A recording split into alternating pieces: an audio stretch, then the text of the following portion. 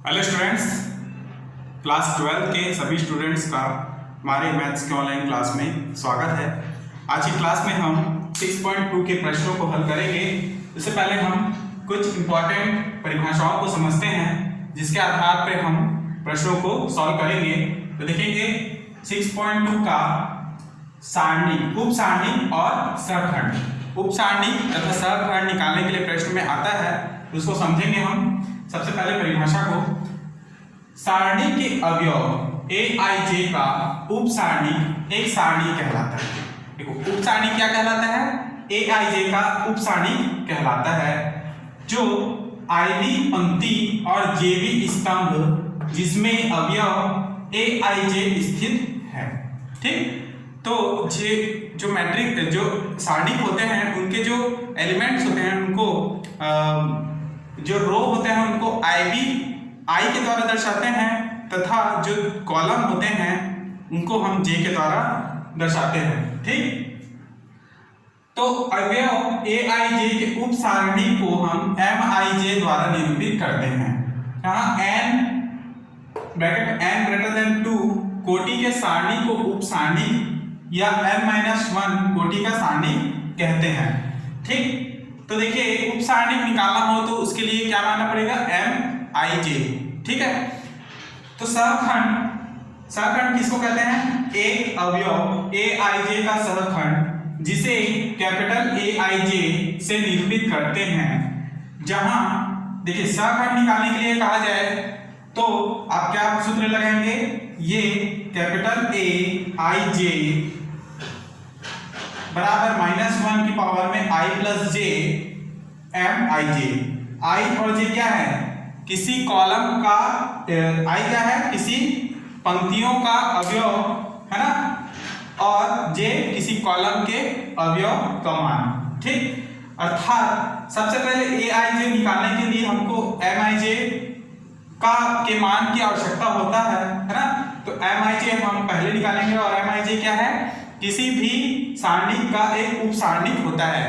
ठीक, यदि उप सारणी निकालने के लिए कहा जाए तो हम निकालेंगे पहले एम आई जे का मान। ठीक, जब इसका मान निकलेगा तब हम सहखंड निकाल सकते हैं अर्थात ए आई जे। क्लियर? तो हम क्वेश्चन को समझते हैं।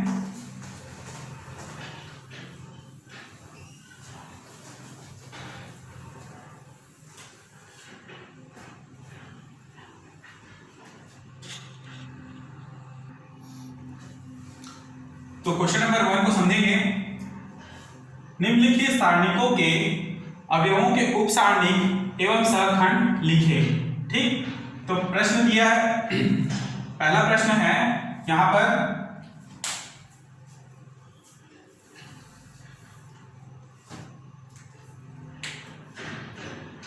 एक का फर्स्ट 2 - 4 0 3।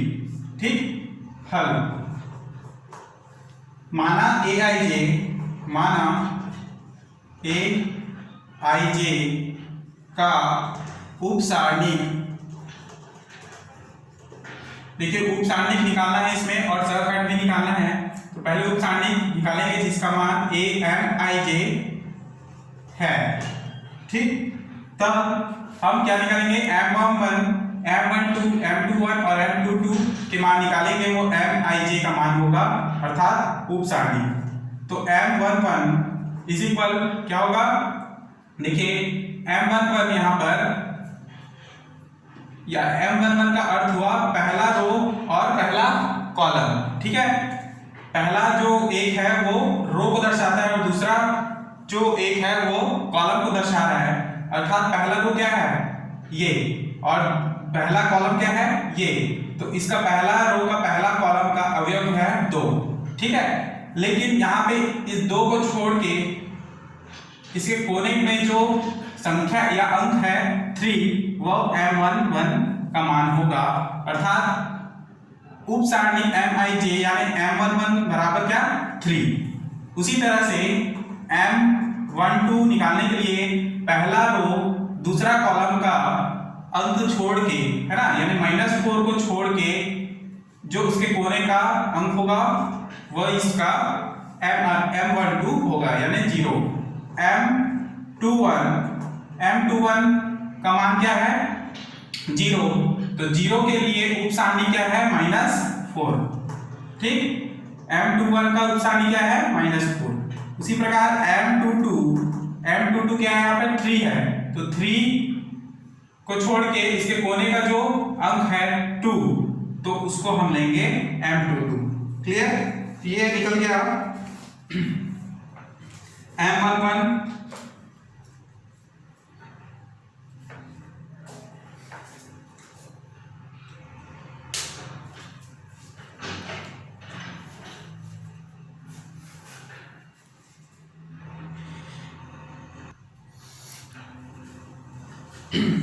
तो देखिए क्वेश्चन नंबर 1 का पहला जो क्वेश्चन है, थोड़ा सा हम डिटेल में समझते हैं इसको। जैसे कि माना aij का उप सारणी हमने माना है mij, ठीक है। तो mij यानी आई है, यानी रो या पंक्ति कहलाता है, और j जो है कॉलम या स्तंभ को दर्शाता है। तो m11 बराबर क्या है, m11 है 2, तो 2 का उप सारणी कहा जाए, उप सारणी बराबर क्या 3 होगा। ठीक, इसके कोने का अंक M12 यानी -4 है, पहला रो दूसरा कॉलम का मान -4 का उप सारणी बराबर होगा 0। ठीक, M21 क्या है, दूसरा रो पहला कॉलम यानी 0 का उप सारणी क्या बराबर 0 के सामने -4, और M22 यानी कि 3 का उप सारणी कहलाएगा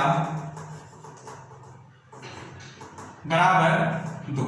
ठीक, तो इस प्रकार से आपको निकालने हैं यदि 2x2 मैट्रिक्स दिया हो तो।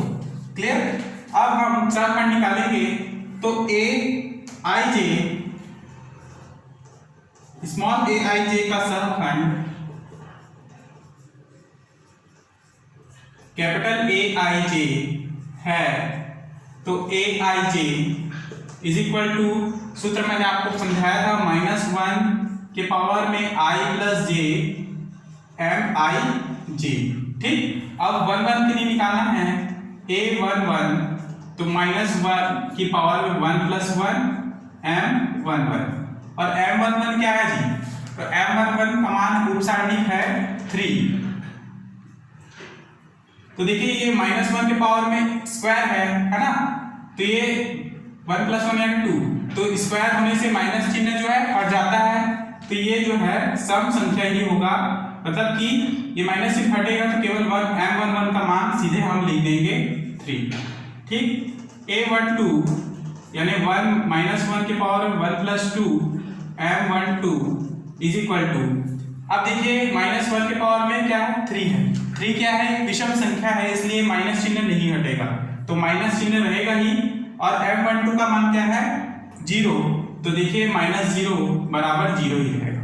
क्लियर, फिर m21 है ना, m21 बराबर क्या -1 की पावर 2 प्लस 1 m21, तो 2 प्लस 1 भी 3 होता है, यानी -1 के पावर में 3 अर्थात 3 विषम संख्या है, तो चिन्ह रहेगा माइनस का, और m21 का मान है -4, तो लिखेंगे ब्रैकेट में -4, और माइनस और माइनस प्लस हो जाएंगे, बचेगा केवल 4।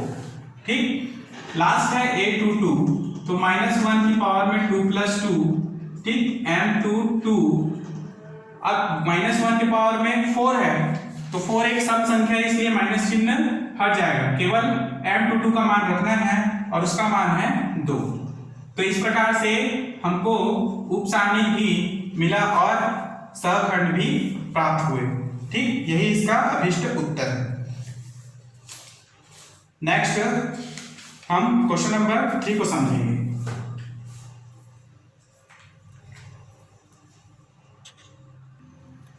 तो देखिएगा क्वेश्चन नंबर फर्स्ट का तीसरा, ये 3x3 मैट्रिक्स है, तो इसको हल करेंगे हम।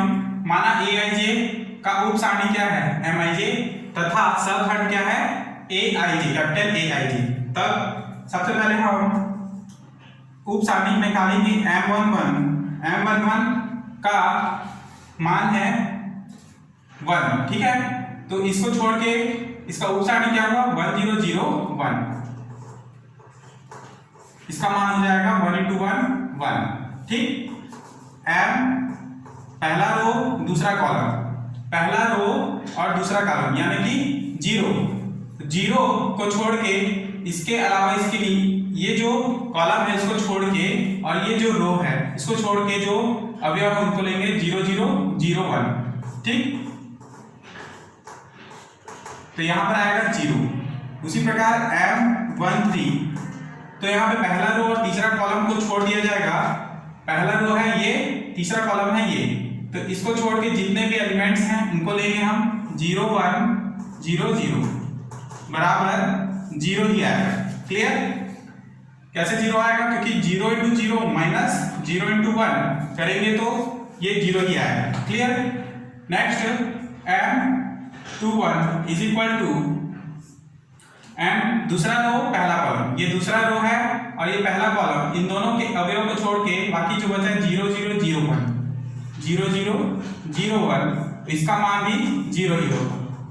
M22 दूसरा रो दूसरा कॉलम, ये दूसरा रो दूसरा कॉलम, तो बाकी बचा 1 0 0 1 1 0 0 1, तो 1 को 1 से इंटू करें तो 1 आएगा, 0 को 0 इंटू करें माइनस 0 हो जाएगा।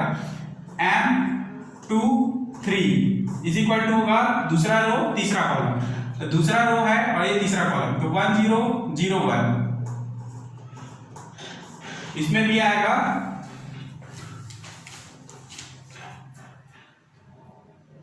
दूसरा रो और तीसरा कॉलम। ठीक,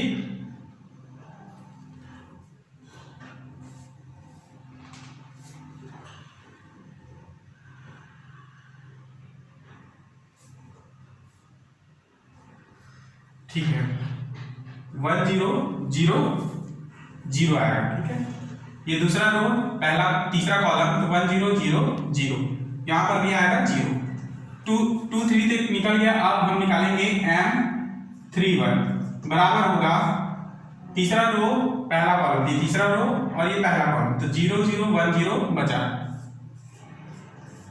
बराबर होगा 0।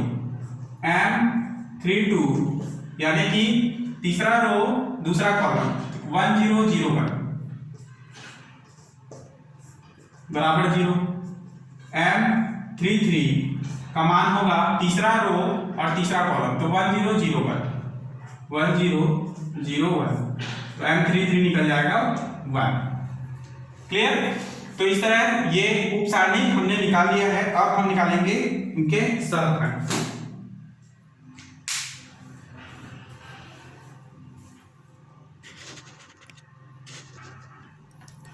तो देखेंगे इसके सहखंड क्या होंगे।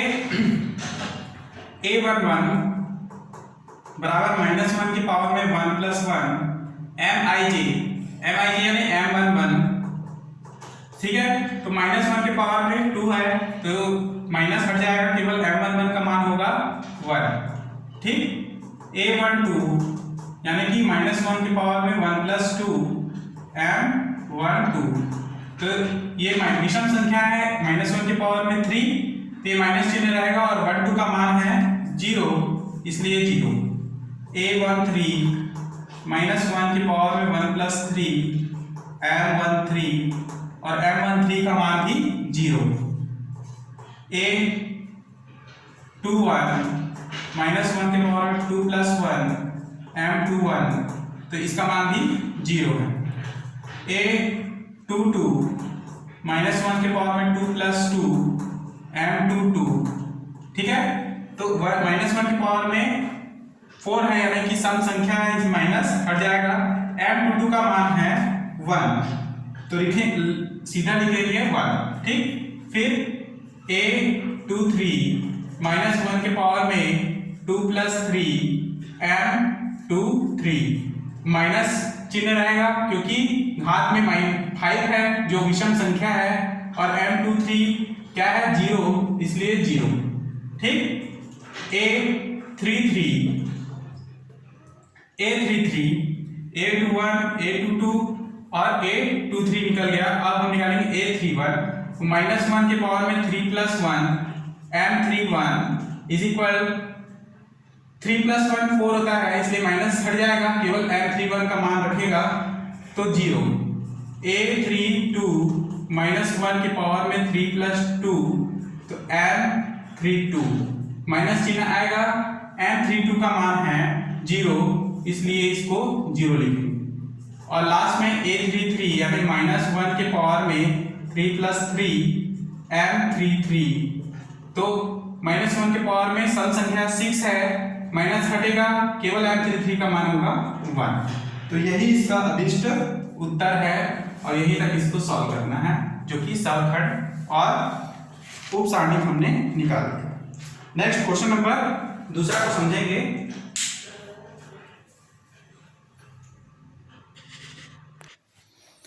तो देखिए क्वेश्चन नंबर 2, प्रथम, देखिए इसमें लिखा है प्रथम स्तंभ के अवयवों के उप सारणी व सवखंड ज्ञात कीजिए। केवल प्रथम स्तंभ, तो प्रथम स्तंभ क्या है, -1 और 2, ठीक, ये प्रथम स्तंभ है, इनके उप सारणी व सवखंड निकालने हैं। तो देखिए सबसे पहले हम निकालेंगे m11 यानी कि -1 का उप सारणी बराबर होगा 3, ठीक, और m21 इसका मान है m21 का दूसरा रो पहला कॉलम का 2 का उप सारणी होगा बराबर 4, ठीक, 3 और 4, तो ये उप सारणी है। अब हम निकालेंगे प्रथम स्तंभ के अवयवों के सवखंड। सवखंड है, देखिए सवखंड के लिए सेम मान निकालना होगा, a11 यानी -1 के पावर में 1 + 1 m11, ये सम क्या हो जाएगा, -1 के पावर में स्क्वायर, ठीक, तो m11 का मान है 3 रख देंगे, और a12 या a21 का मान निकलेगा तो -1 के पावर में 2 + 1 m21, यहाँ पर माइनस चिन्ह आएगा क्योंकि विषम संख्या है, घात में m21 का मान है 4, इसलिए लिखेंगे -4। तो यही इसका अभिष्ट सवखंड और उप सारणी के मान है, ठीक। उसी प्रकार क्वेश्चन नंबर 2 में ही हल करेंगे हम से, तो m11 का मान होगा 0, ठीक है, m11 का मान 0, तो उसके उप सारणी क्या होंगे 5 0 7 1, यानी पहला रो और पहला कॉलम को छोड़ के जो एलिमेंट्स होंगे उनको हम लिखेंगे इस प्रकार से। इसको हल करोगे तो 5 को 1 से गुणा करें तो 5 × 5, माइनस करके 7 को 0 से इंटू कीजिए तो 0, मान आएगा 5, ठीक। फिर पहला रो पहला कॉलम हो गया, दूसरा रो पहला कॉलम, इसका मान होगा दूसरा रो और पहला कॉलम छोड़ के 2 6 7 1, 2 6 7 1, इसका मान हो जाएगा 2 एकम 2, माइनस चिन्ह 7 6 42, तो -40। फिर m31, ठीक है, तीसरा रो पहला कॉलम, तो पहला कॉलम तीसरा रो पहला कॉलम को छोड़ के हम 2 6 5 0 को मान रखेंगे, तो इसका मान होगा 2 0 0 -5 × 30 बराबर होगा -30। ये हो गया। अब ये उप सारणी निकल गए, हम सवखंड निकालेंगे, तो सवखंड है a11 -1 के पावर 1 + 1 m11, ठीक है, तो यहाँ पर माइनस नहीं, माइनस हट जाएगा, केवल m11 का मान होगा 5, तो a11 का मान क्या हो गया 5, ठीक। उसी तरह a12 का मान क्या होगा,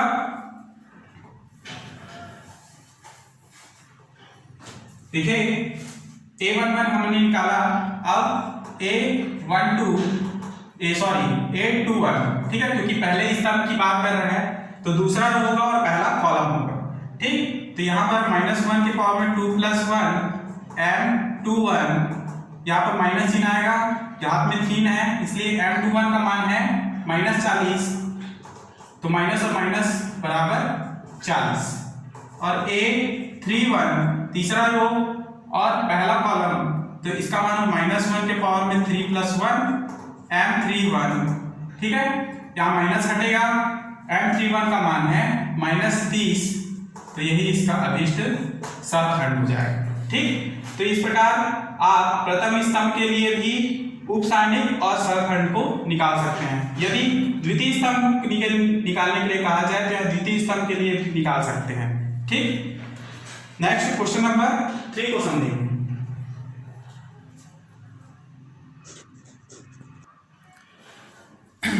तो देखेंगे क्वेश्चन नंबर 3 और क्वेश्चन नंबर 6 को समझेंगे।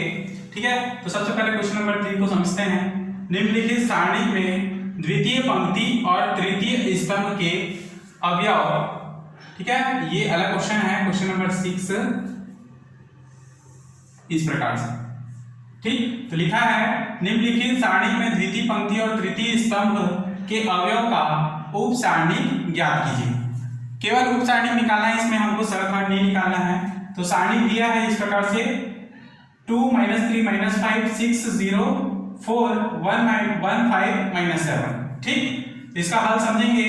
हमको क्या लेना है, द्वितीय पंक्ति, द्वितीय पंक्ति यानी दूसरा रो क्या है 6 0 4, और तृतीय स्तंभ, तो तृतीय स्तंभ क्या है, तीसरा कॉलम यानी -4 4 और -7 के अवयव का उप सारणी क्या होगा।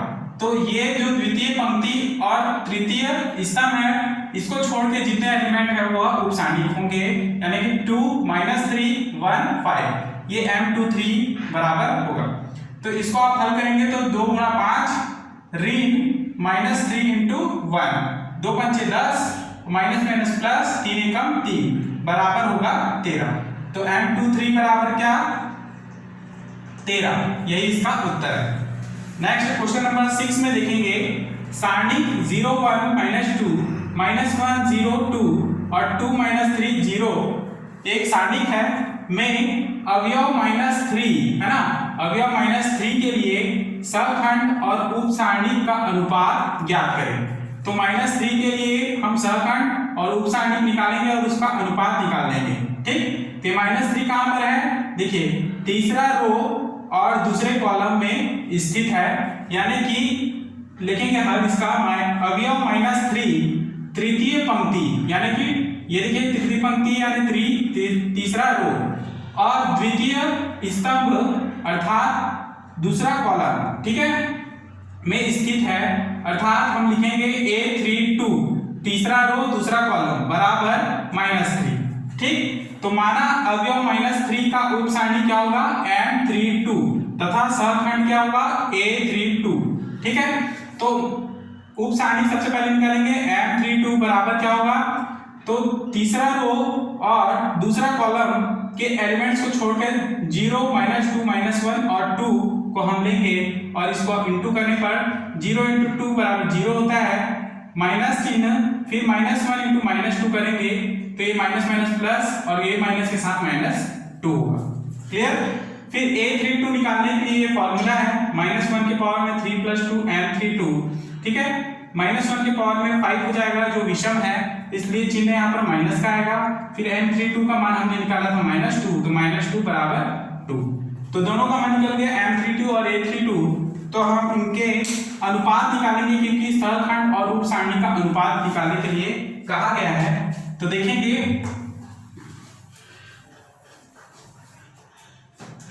सतखंड क्या है, ये A32, तो लिखेंगे A32 बटे उप सारणी क्या है M32। तो A32 का मान है 2 और M32 का मान है -2, 2 और 2 कैंसल, केवल बचेगा -1 और यही इसका अभिष्ट उत्तर है। नेक्स्ट क्वेश्चन नंबर 7 को समझेंगे।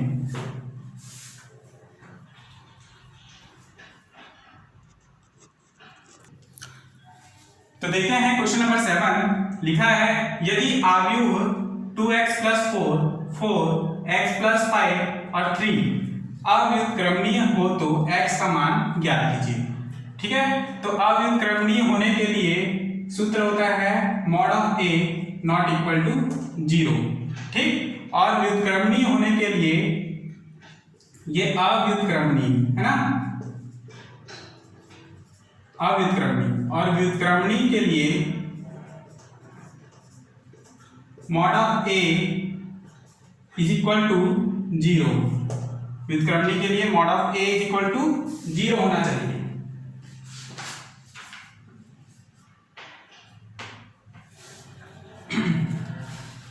मिस्टेक थोड़ा सा, अव्युत्क्रमणीय यानी मॉड ऑफ ए बराबर क्या 0 और व्युत्क्रमणीय मॉड ऑफ ए बराबर नॉट इक्वल 0। क्लियर? तो देखते हैं, अवयव ए व्युत्क्रमणीय होगा यदि mod of A equal to 0 लेकर चलते हैं हम, ठीक है। तो मॉड ऑफ ए का मान हमारे पास है ये पूरा elements 2x plus 4, 4x plus 5 और 3 बराबर 0।